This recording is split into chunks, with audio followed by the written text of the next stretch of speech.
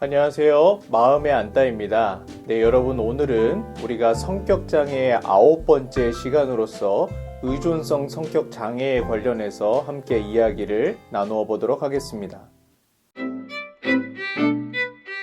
의존성 성격장애는 우리가 어떻게 정의를 해볼 수 있냐면요. 나 스스로 어떠한 결정도 하지 못하고 또 타인을 의지하고 또 홀로 있는 것이 너무너무 두려워서 타인으로부터의 보호받기만을 원하는 성격, 이것이 바로 의존성 성격 장애라고 말할 수 있겠어요.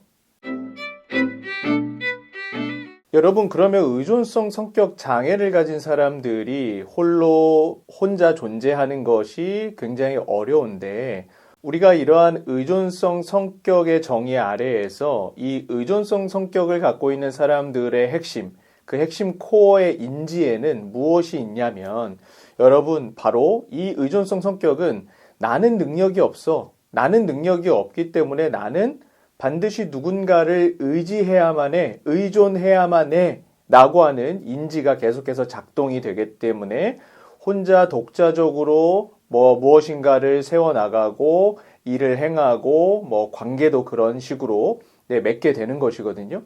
여러분, 이러한 어떤 핵심 인지 아래에서 대표적으로 두 가지의 특징이 의존성 성격 장애를 갖고 있는 사람들에게 보여진다.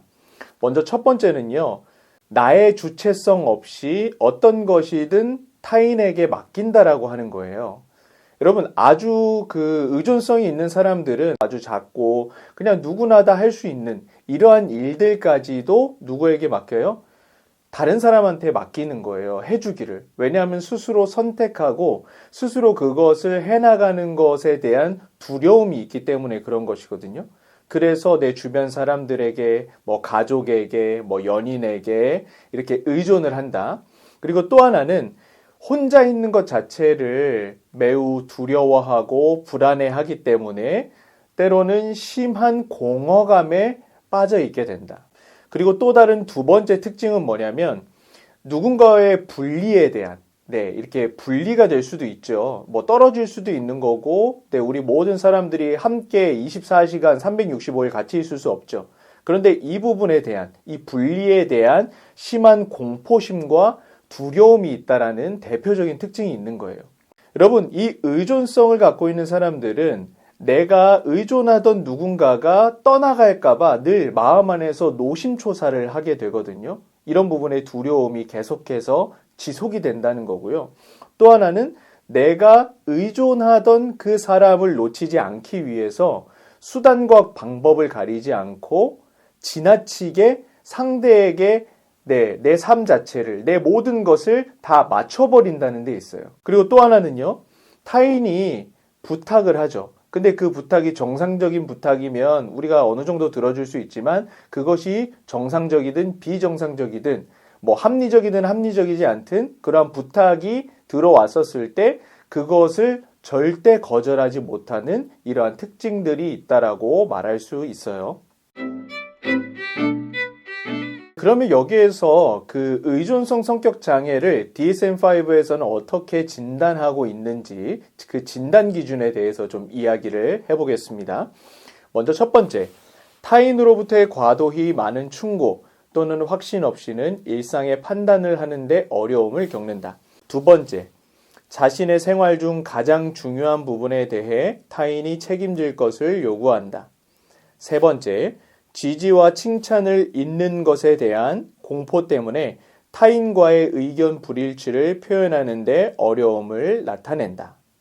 네 번째, 계획을 시작하기 어렵거나 스스로 일을 하거나 힘들다. 다섯 번째, 타인의 돌봄과 지지를 지속하기 위해 불쾌한 일이라도 자원해서 한다. 여섯 번째, 혼자서는 자신을 돌볼 수 없다는 심한 공포 때문에 불편함과 절망을 느낀다. 일곱 번째, 친밀한 관계가 끝나면 자신을 돌봐주고 지지해줄 근원으로 다른 관계를 시급히 찾는다. 마지막 여덟 번째, 자신을 돌보기 위해 혼자 남는 데에 대한 공포에 비현실적으로 집착한다. 그래서 여러분, 의존성은 주로 지난번에 그 회피성과 마찬가지로 청년기에 시작이 되고요. 이 8가지의 진단 기준 중에서 5가지나 또는 그 이상이 충족될 때 의존성 성격 장애라고 분류를 진단을 해볼 수 있는 것이에요.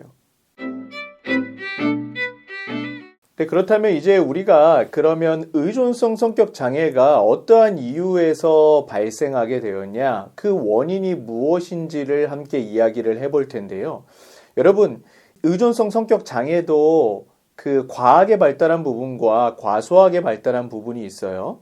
여기에서 과하게 발달한 부분이 뭐냐면은 다른 사람한테 도움을 추구하고 매달리고 하는 그런 부분들이 있죠. 이런 부분들이 너무 과하게 발달을 했다는 거예요. 반면에 과소하게 발달한 부분은 뭐냐면 자율적인 부분. 내가 스스로 무엇을 하고 내가 스스로 선택하고 내가 스스로 무언가를 해야 하는 그런 어떤 자율성들을 이야기하는데 그 부분들의 기능이 과소하게 발달이 됐다는 거예요. 그러니까 잘 기능이 되지 않는다는 거죠. 이러한 기능적인 손상의 이해 아래에서 대표적으로 그 원인이 무엇이냐, 의존성의 원인. 그것은 뭐냐면 역시나 어린 시절의 가정 환경적, 가정 양육적인 요인이라는 것이에요. 여러분, 혹 지배적이고 또 과보호적인, 너무 심하게 보호하는 그런 부모들로부터 나 자신이 어린 시절에 지나친 돌봄을 받았을 때, 그리고 모든 부모가 나의 모든 것을 다 해주는 거예요. 일거수일투족을. 네. 그래서 이 아이는 만약에 그렇게 되면 결국에는 그 자립심, 자율성 이런 것들이 없겠죠. 네, 주체성이 없게 되는 거거든요. 그래서 이 어린 시절의 가정 양육적인 요인이 가장 핵심이다라고 말할 수 있어요. 네, 그러면 우리가 더 나아가서 여러분 이들과 이 의존성 성격 장애를 갖고 있는 이 의존성 성격인 사람들과 우리가 함께 지내려면 어떻게 우리가 해야 할까요? 오늘도 2가지를 좀 이야기해 보겠습니다. 먼저 첫 번째는 우리 주변에 의존성적인 사람이 있다라고 한다면 그 사람에게 지시적으로 말하지 않아야 돼요.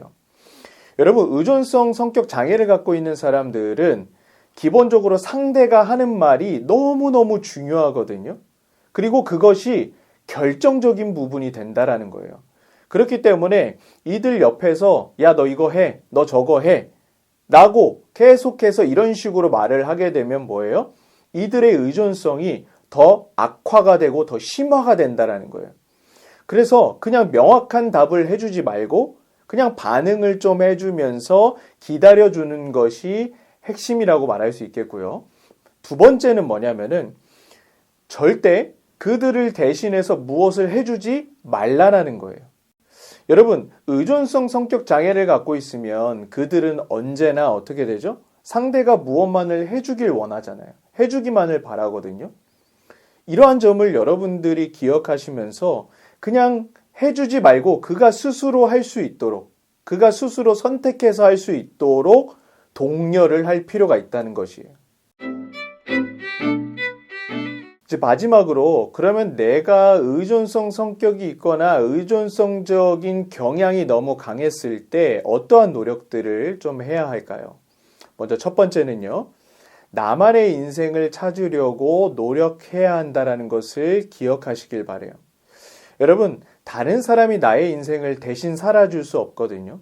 네, 그 사실을 여러분들이 반드시 기억을 하고 분명하게 인식을 하고 나도 내가 스스로 무엇인가를 선택함으로써 내 인생을 살 수 있어 라고 하는 생각을 해야만 한다라는 거예요. 그래서 그저 내가 원하는 것, 내가 바라는 것, 내가 하고 싶은 것 여기에 주력을 해야만 한다라는 거고요. 또 하나는 뭐냐면 자신감을 키워야 돼요. 자신감을. 여러분, 삶에서 이 자신감을 키울 때는 너무 거창한 거대한 목표를 세우는 게 아니라 소소한 내가 이룰 수 있는 구체적인 목표들을, 단기 목표를 좀 세워서 그것을 실천해야만 한다는 거예요. 그러다 보면 여러분, 여기에서 어떤 것을 느끼게 되냐면 성취감을 느끼게 돼요. 소소한 성취감. 그리고 이러한 성취감들이 모여서 축적이 되면 나중에 추후에는 어떻게 되냐면 내가 혼자 무엇인가를 할 수 있네 할 수 있구나 라는 어떠한 신념들을 갖게 된다라는 것이에요. 그래서 제가 지금 방금 말씀드린 그러한 두 가지의 실천을 하시다 보면 남을 의존하는 그런 성격들, 그런 모습들이 이제 줄어들면서 내가 혼자 스스로 독자적으로 무엇인가를 자율적으로 할 수 있게 된다. 여러분들이 꼭 기억하시면 좋을 것 같습니다. 여러분, 우리가 의존성을 갖고 있다는 것, 사실은 어떠한 면에서 보면 사람이 살아가는 데 있어서 누구를 의존하는 것은 매우 필연적입니다.